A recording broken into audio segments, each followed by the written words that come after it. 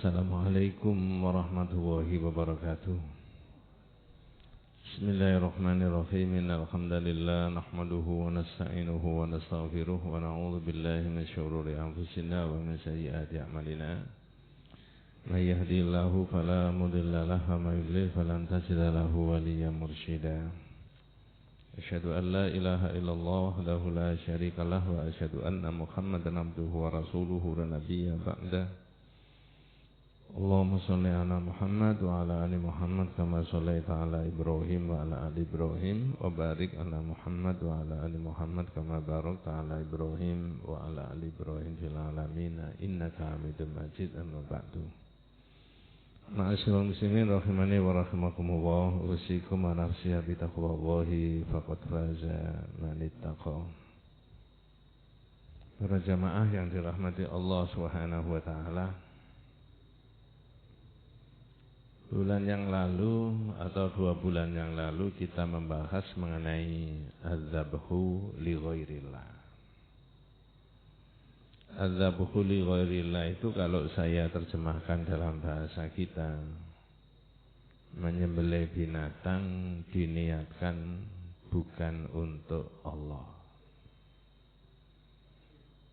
Ya, padahal di dalam Al-Qur'an diterangkan orang Islam itu kalau sudah syahadat tentang Allah, tentang Rasulullah, maka terikat dengan 4 hal yang harus digunakan, tidak boleh tidak, hanya untuk Allah. Saya ulangi, orang yang sudah bersyahadat tentang Allah itu terikat dengan 4 hal. 4 hal tadi tidak boleh tidak, harus digunakan untuk Allah satu-satunya, diniatkan untuk Allah. Apa itu? Saya rasa kita semuanya sudah hafal ya. Salat, ibadah, hidup, dan apa? Mati. Itu dipakai untuk Allah saja, tidak boleh untuk yang lain-lain. Bukan berarti kita itu di masjid saja, enggak.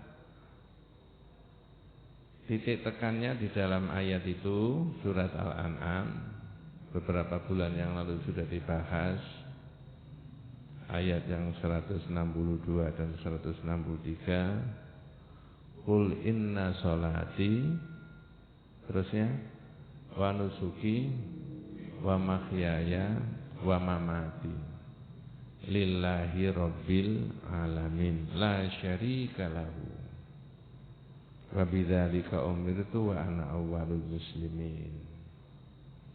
Katakan Muhammad, sesungguhnya salatku, ibadahku, hidupku dan matiku hanya untuk Allah. Nah, yang dibahas itu hidup. Kalau orang Islam sudah jelas sholat dan ibadah itu untuk Allah.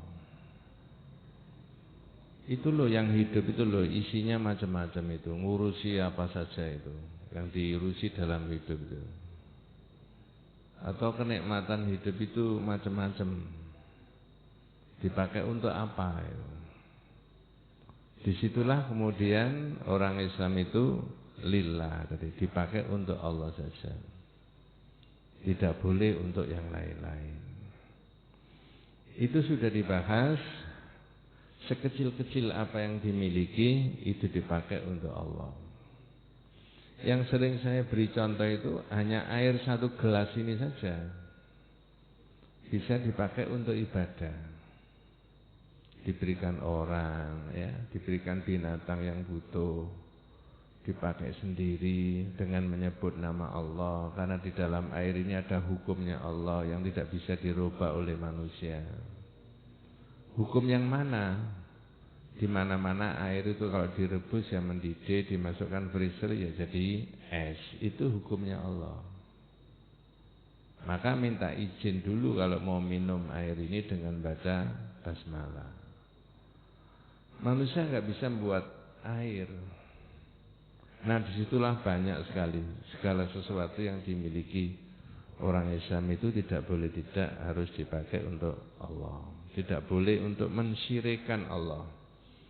Nah sekarang ini agak beda, tapi ada kemiripan.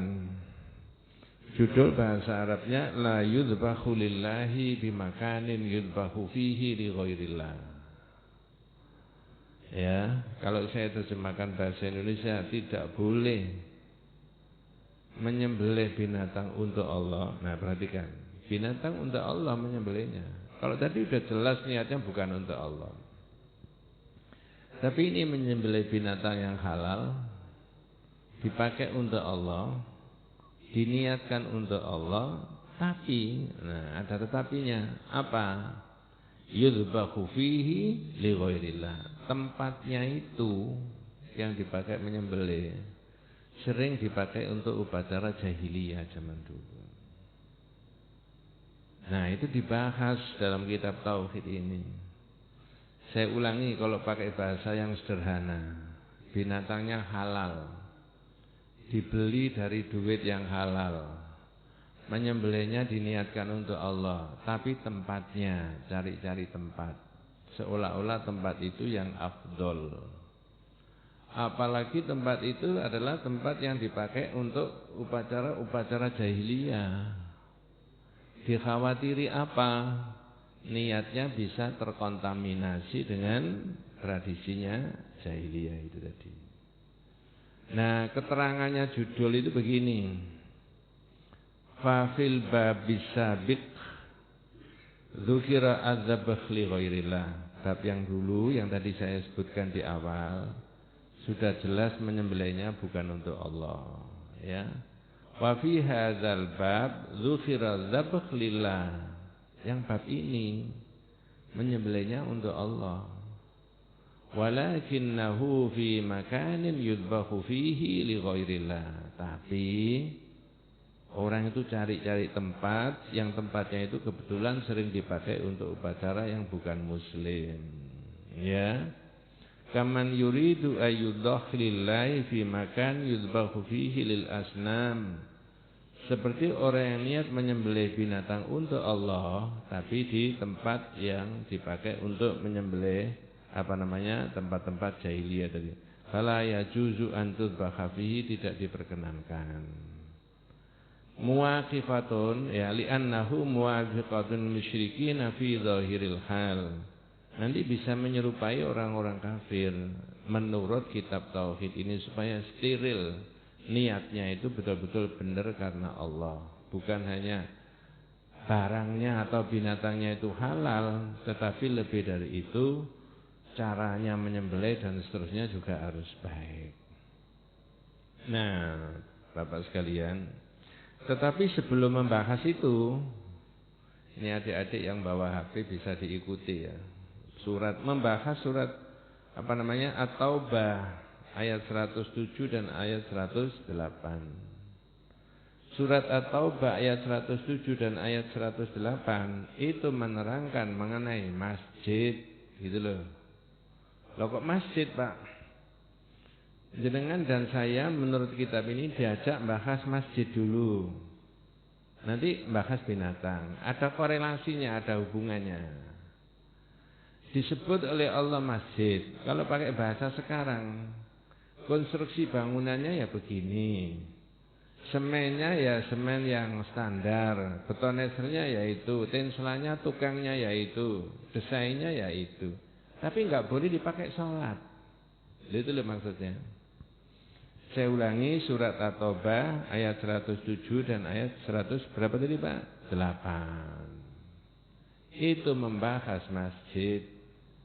Masjid apa? Masjid yang pernah dibangun oleh orang munafik zaman Nabi. Kalau pakai bahasa sekarang, tadi saya sebutkan, ya begini mas, bangunannya ya betonesernya sama, tukangnya ya itu. Tapi kok yang sana boleh dipakai sholat, sini kok tidak boleh gitu loh. Lalu nanti ditarik hukumnya, loh binatangnya podo mas. Ya kambing misalkan begitu ya. Ya dibeli dari duit yang halal. Karuan niatnya bukan untuk Allah, ini untuk Allah. Tapi kok masih dipersoalkan. Nah begitu maksudnya. Sekarang kita bahas masjid dulu.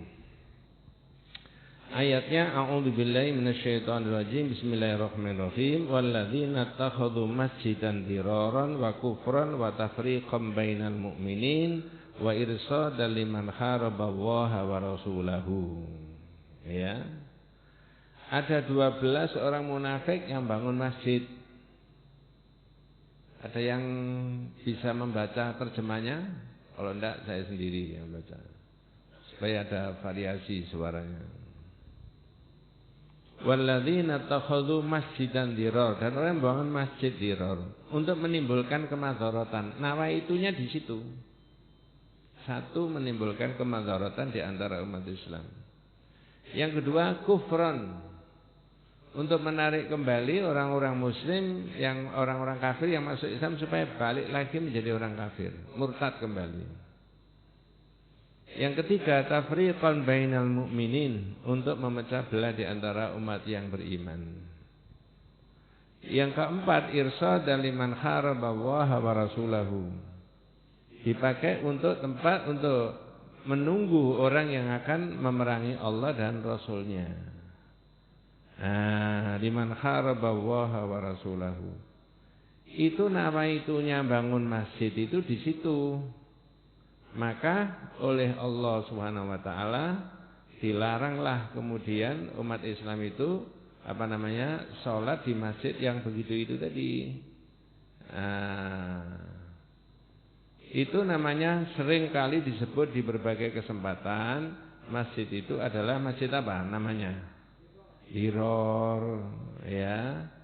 Tidak boleh dipakai, ya. Walladzina takhadhu masjidan dirar, orang yang bangun masjid dirar, niat nawaitunya menimbulkan kemadharatan. Kemudian ulangi, wa kufran, menimbulkan kekafiran supaya menarik kembali orang Islam yang sudah masuk Islam tadi. Wa tafriqan bainal mu'minin, memecah belah di antara umat Islam. Wa irsadan liman haraballaha wa rasulahu min qablu, dan menunggu orang-orang yang akan memerangi Allah dan Rasulnya. Dasar orang munafik. Wala yakhlifunna in aradna illal husna, dan mereka bersumpah bahwa sesungguhnya kami membangun masjid tadi tidak lain dan tidak bukan untuk kebaikan. Wallahu yashhadu, dan Allah menjadi saksi. Apain? Ya, innahum lakadzibun, mereka itu apa? Dusta, goroh. Lisannya itu tidak begitu, tidak sesuai dengan hatinya. Ya, lisannya mengatakan bersumpah in aradna illal husna, kami bangun masjid ini tidak lain dan tidak bukan untuk kebaikan. Tapi Allah menjadi saksi, innahum lakadzibun, mereka itu apa? Dusta. Yes. Kita tinggalkan yang 107, 108. Apa? La takum fihi abadan. Jangan sholat di masjid itu selamanya. Ini perintahnya Allah kepada Nabi Muhammad. Lah kalau orang sekarang tanya, loh masjid kok tidak boleh dipakai sholat? Ya itu tadi nawaitunya. Nanti dibandingkan dengan masjid berikutnya. Ini bapak-bapak yang sudah pernah tindak haji dan umrah tahu dan pernah berkunjung ke masjid itu. Dibandingkan dengan masjid yang lain. Masjid apa yang lain ini namanya? Ada yang pirsa? Kalau ini masjid dirar, dibangun oleh orang munafik, diperbandingkan dengan kalau tidak boleh sholat di situ. Suruh sholat di mana? Masjid yang satu lagi yang dibangun oleh Nabi. Masjid Kuba. Masjid Kuba. La takum fihi abadan, jangan sholat di situ selama-lamanya. Nah itu loh yang saya sebutkan tadi. Wong masjid dibangun, materialnya ya sama, tukangnya ya itu kok tidak boleh. Ya karena itu tadi. Ya, la takum fihi abadan, jangan sholat di situ selamanya. Kalau tidak boleh di situ di mana? La masjidun ussisa ala taqwa min awwali yaumin, masjid yang dibangun atas dasar takwa. Tadi sudah disebut masjid apa tadi Pak? Kuba. Kira-kira berapa kilometer dari Masjid Nabawi, Masjid Kuba itu? setiap orang yang haji dan umrah mesti diajak ke masjid apa? Kuba. Kalau tidak salah sekitar 4 sampai 5 km itu naik bis ke situ ya. Kurang lebihnya segitulah. Nah, kalau tidak boleh di situ, disuruh mana? La masjidun usisa ala taqwa, masjid yang dibangun atas dasar takwa, min awwali yaumin, hari pertama kamu di situ Muhammad, antakuma fihi. Itu lebih tepat untuk dipakai untuk sholat. Fihi rijalun yuhibbuna ayyatataharu. Di masjid itu adalah terdiri daripada orang-orang yang ingin mensucikan diri. Wallahu yuhibbul mutahhirin, dan Allah menyukai orang-orang yang menyucikan dirinya. Jadi ya, analoginya itu diambilkan dari itu tadi. Tidak boleh dipakai untuk sholat, tapi disuruh sholat di Masjid Quba. Nah, ini saya sebutkan sedikit tentang Masjid Quba ya. Masjid Quba itu Pak, ada hadis yang mendorong setiap jamaah haji dan umroh untuk datang ke Masjid Quba.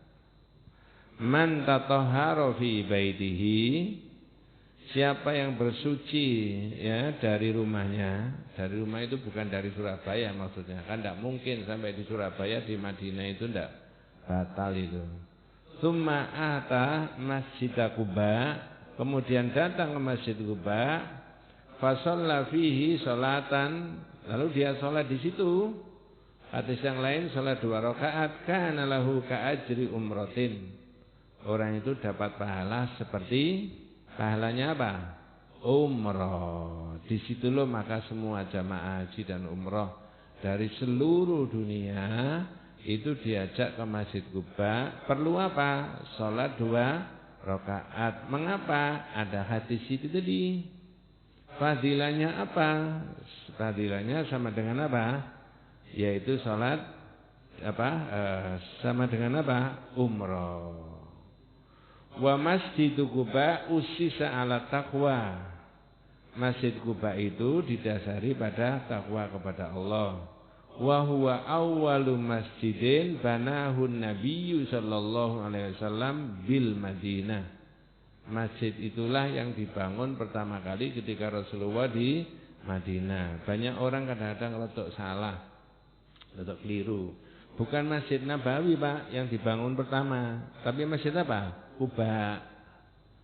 Ya, sebelum di Masjid Nabawi ya. Nah, begitu. Kemudian wa fi hadzal hadits yukhbiru, dikhabarkan dari hadis anna Rasulullah SAW qala man tatahhara fi baitihi, seperti yang saya sebutkan tadi, siapa yang bersuci dari rumahnya ya, tsumma ata Masjid Quba fa shalla rak'ataini kana ka umratin. Pahalanya sama dengan umrah. Wa yu'rafu aidan bi Masjid Bani Amr. Masjid itu juga disebut Masjid Bani Amr ibn Auf, Amr bin Auf. Wa kanat Quba qaryatan ala bu'di salasi mayan milaini aw salasatin minal Madinah. Kurang lebihnya 3-4 kilo tadi yang saya sebutkan dari Masjid Nabawi tadi.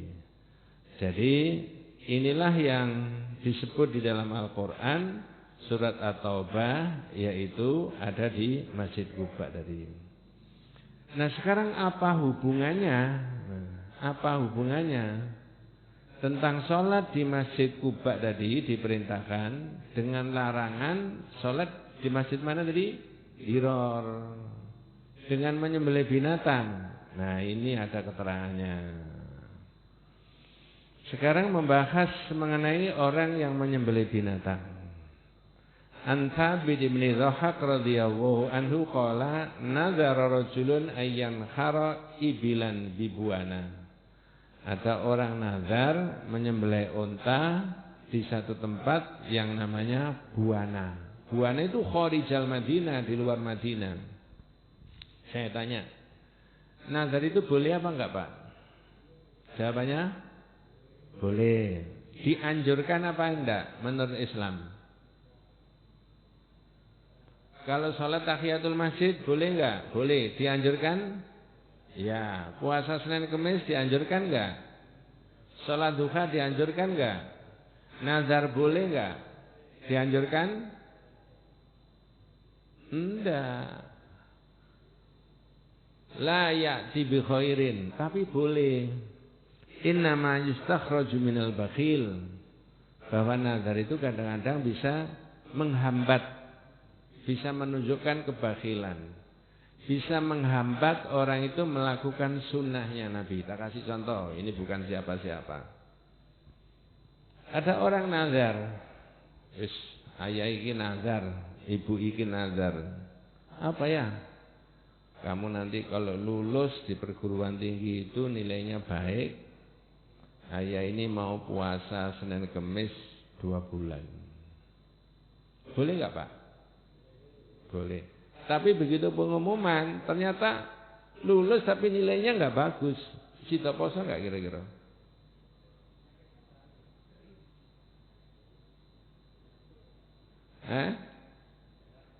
Enggak sida. Ya kok nggak sida poso apa? Lah ya nazari ayah nilaimu apik, nah nilainya nggak apik ya nggak sida poso. Berarti maksud saya sunnahnya Nabi itu terhalang dilaksanakan karena apa? Nazar. Ya, tapi harus berhati-hati. Tapi kalau sudah kadung nazar, orang itu disuruh apa?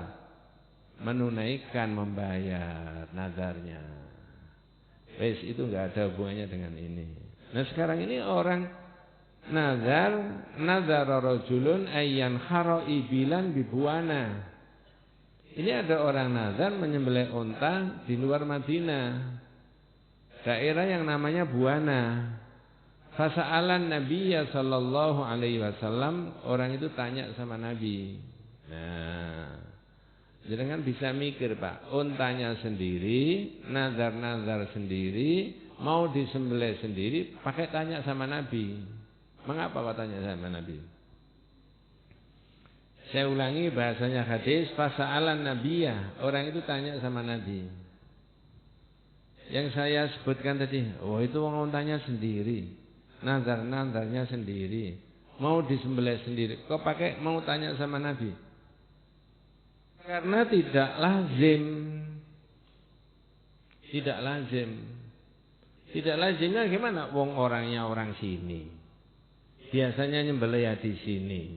Toh nanti daging-dagingnya dibawa ke sini. Kenapa pakai cari tempat di luar? Nah dia itu khawatir keliru, tanya sama Nabi. Nabi, saya mau nazar menyembelih unta di sana loh di Buana. Boleh enggak? Nah, apa jawabannya Nabi? Kalau jenengan ditanya begitu, jawabannya gimana? Atau nunggu jawabannya Nabi dulu? Ya, kalau nunggu jawabannya Nabi nggak langsung jawab Pak. Orang itu ditanya. Saya ulangi, orang itu nazar menyembelih unta di sana, tanya sama Nabi. Nabi nggak langsung ya, boleh, enggak begitu. Tapi Nabi tanya dulu sama orang itu. Lah pertanyaannya Nabi ini, Nabi ingin menggali apa sih motivasinya. Nyembelih unta aja kok di sana. Apa pertanyaannya Nabi? Hal kana fiha wathanun min awthanil jahiliyati yu'bad? Pak, apa di sana itu ada patung-patungnya jahiliyah zaman dulu? Zaman kok niatnya menyembelih di sana? Oh, ya kan? Nabi menggali nawaitunya orang ini apa? Lalu para sahabat menjawab, la. Qalu la, enggak ada Nabi, bersih. Tapi pertanyaannya Nabi tidak berhenti sampai di situ. Hal kana fiha 'idun min a'yadihim? Pak, kalau patung-patungnya enggak ada, upacara-upacaranya masih dipakai enggak di sana itu? Para sahabat menjawab, qalu la, enggak ada. Tak potong dulu sampai di situ. Saya cerita di bab sebelumnya lagi yang ada hubungannya ini. Karena Nabi Muhammad SAW itu sumber hukum Pak ya. Sumber hukum ya. dawuhnya Nabi, pertanyaannya Nabi, pernyataannya Nabi, persetujuan Nabi, itu bisa dipakai sebagai dasar hukum. Maka ada orang begini, Nabi itu tanya, ngapain sih Pak kok di sana? Kan begitu kalau pakai bahasa sederhana. Sama dengan di bab yang sebelumnya. Kan masih ingat apa enggak ya? Ada orang di tangannya ini pakai gelang dari Kuningan. Ditanya sama Nabi. Bahasa hadisnya, anna nabiyya sallallahu alaihi wasallam ra'a rajulan fi yadihi halqa min sufrin. Nabi melihat ada orang di tangannya ada gelang dari Kuningan. Lalu ditanya, ma hadhihi? Kenapa Pak? Sampean kok pakai gelang ini? Ini yang ditanyakan motivasinya. Jangan-jangan sampean pakai ini ada satu niat yang salah, yang keliru. Ternyata benar. Nah ini juga begitu. Sebelum menjawab, Nabi tanya dulu sama orang itu, mengapa? Terhadap orang yang pakai gelang tadi, Nabi tanya, mahadihi. Ngapain Pak sampai kau pakai gelang ini? Jawabannya apa? Minal wahinati ya Rasulullah. Ini untuk menolak musibah, menolak bencana, menolak balak, begitu loh. Ya, jadi nawaitunya pakai untuk itu. Apa kata Rasulullah? Inziha, sampean buang. Fa innaha la taziduka illa wahnan. Sampean saya beritahu ya, gelang ini tidak menambah apa-apa, kecuali menambah dosa.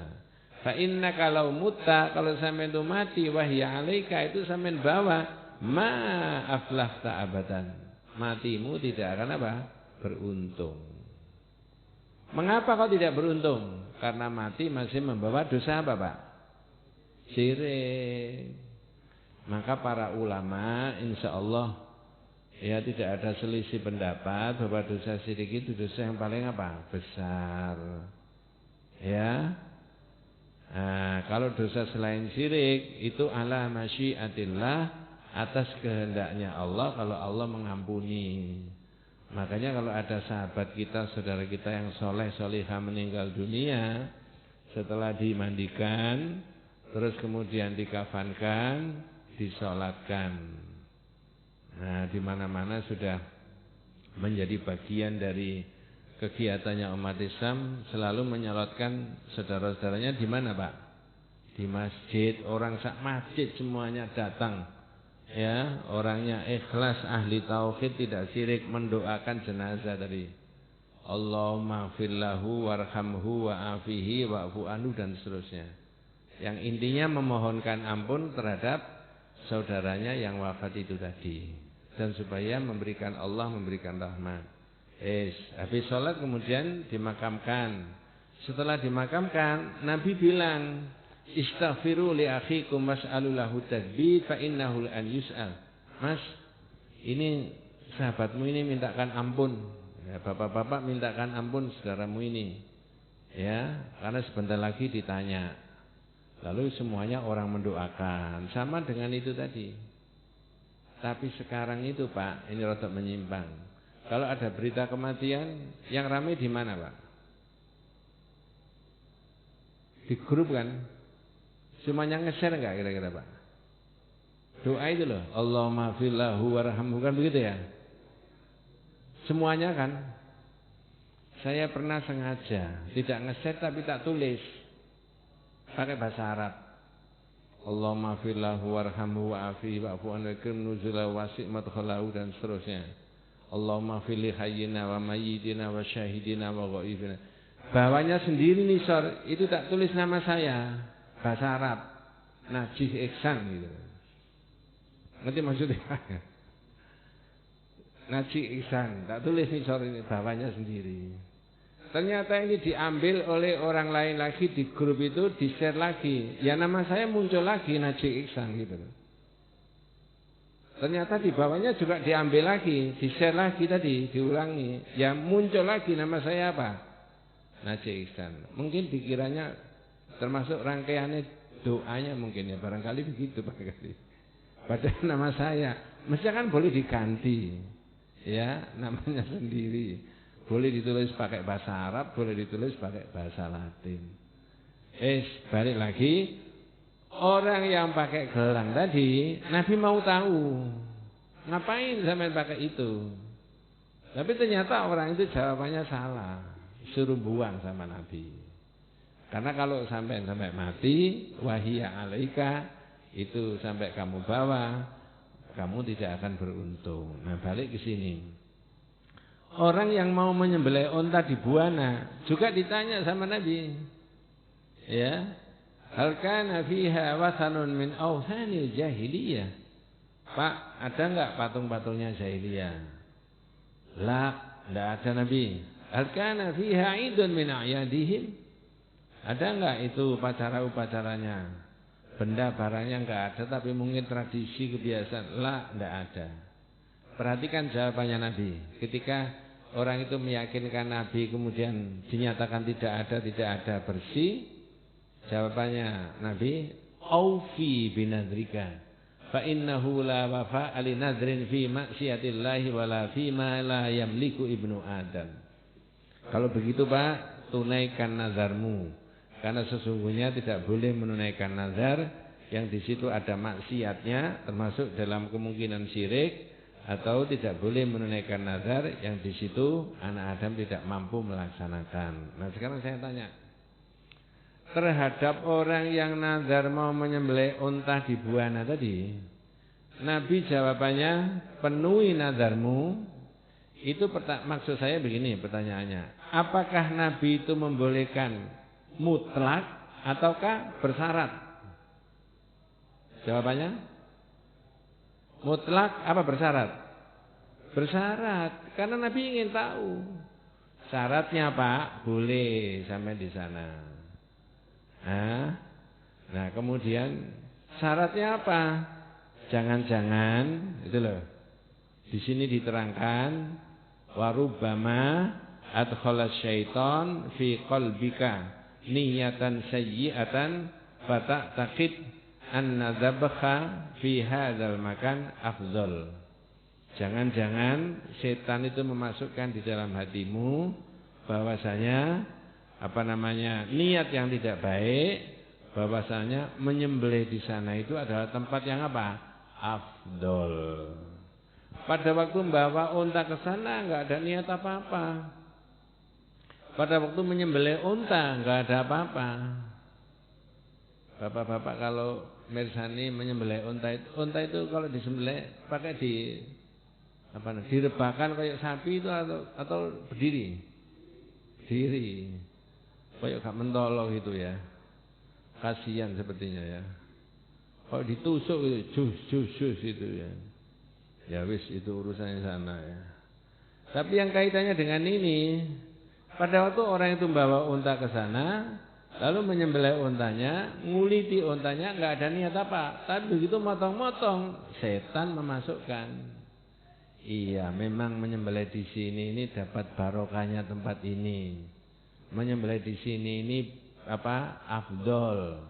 Menyembelih di sini ini adalah pahalanya lebih banyak. Padahal enggak ada syariatnya. Itu yang dikhawatiri oleh Nabi. Maka bahasanya Rasulullah tadi, kalau begitu Pak, tunaikan nazarmu. Tapi jangan lupa, tidak boleh menunaikan nazar yang kemungkinan di situ ada kesalahannya, ada maksiatnya. La wafa'a li nadrin fi maksiatillahi wala fi ma la yamliku ibnu Adam. Nah, sekarang jenengan tak tanya, karena saya pernah ditanya orang, sekarang pertanyaan itu saya tanyakan di pengajian ini di Masjid Ta'lim. Ini bulan apa Pak sekarang ini? Muharram. Cara jawabannya Suro. Saya pernah ditanya orang, sekarang tak tanya panjenengan. Ustaz mau tanya. Saya ini punya keris sak lemari, macam-macam banyak itu. Ada ini, ada ini, ada ini. Itu tinggalannya zaman sekian ratus tahun yang lalu. Ya zaman dulu orang nggak ngerti mungkin akidah yang baik di awal-awal itu ya. Sekarang sudah ngaji, ngerti. Karena diyakini keris ini tolak bala, ini mendatangkan rezeki, ini melariskan dagangannya, ini melariskan karirnya. dan seterusnya. Ini membuat keluarganya menjadi tentram dan seterusnya. Sekarang sudah tidak ada keyakinan begitu, Ustaz, sudah ngaji semuanya, paham orang di mana-mana. Tapi kerisnya masih ada. Terus yang ditanyakan gini, misalkan satu surah itu tak mandikan, pakai kembang ini, tapi nggak ada niat belas, ya pokoknya mengikuti tradisi aja. Pertanyaannya, boleh apa tidak?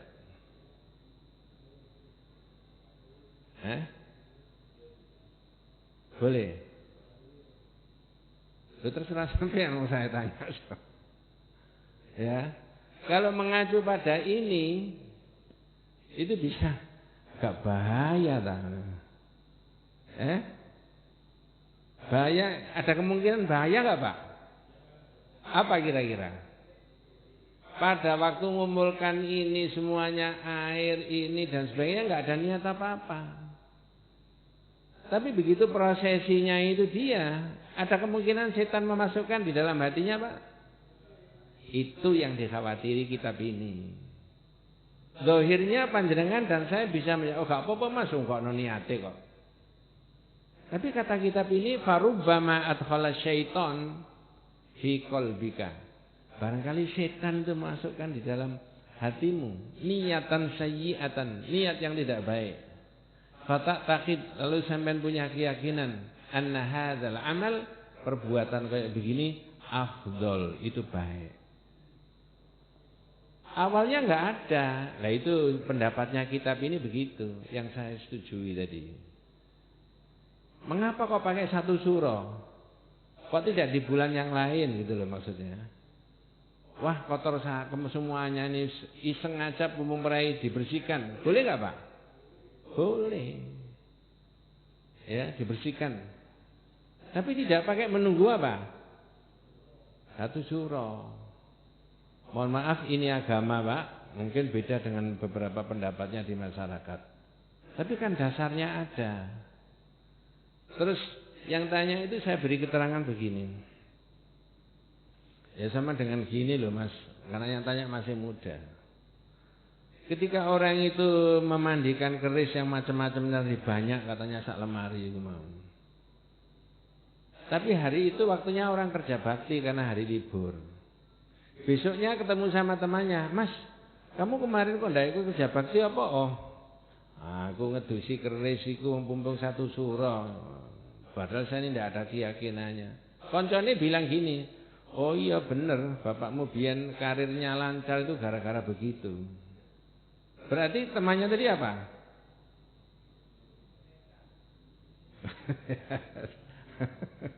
Itu yang dikhawatirkan di kitab itu. Sudah nggak ada niat, tapi ada satu kemungkinan masuk di situ niat yang tidak baik. Nah, di situ loh maksudnya.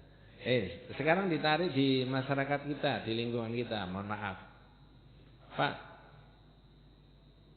katanya di daerah mana, di yang katanya ada banyak orang mau mencari kekayaan apa-apa, itu di mana itu loh, di mana?